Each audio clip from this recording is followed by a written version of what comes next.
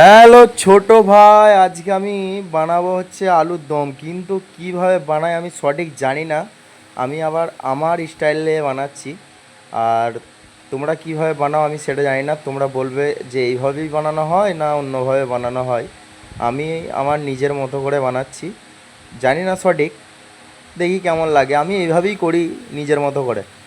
তো টমেটোর কাঁচা লঙ্কা পেঁয়াজ সব একসাথে মিক্স করে আর মশলাগুলো সব দিয়ে দিয়েছি, আর সিদ্ধ করে রাখা আলুগুলো সেইগুলো দিয়ে দিচ্ছি। আমি জানি না, আর কোনো দিন করিও নি, আজকেই প্রথম দিন করছি। কেমন হবে সেটাও জানি না।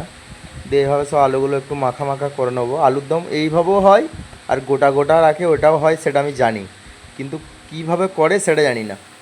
আমি এইভাবেই করছি। আর এটা এইভাবে করে কেমন লাগবে সেটাও আমি জানি না, এই প্রথমবার করছি, কোনো দিন করিনি গো। তো দেখাই যাক কেমন হবে। সব হচ্ছে আলুগুলোকে ঘেটে দিয়েছি, ঘেটে হালকা জল দিয়ে দিলাম। জল দিয়ে হচ্ছে এরপর ভাতের সাথে মাখিয়ে একটু খেয়ে দেখবো, তখন বোঝা যাবে। না সত্যি খারাপ হয়নি, অসাধারণ হয়েছিল।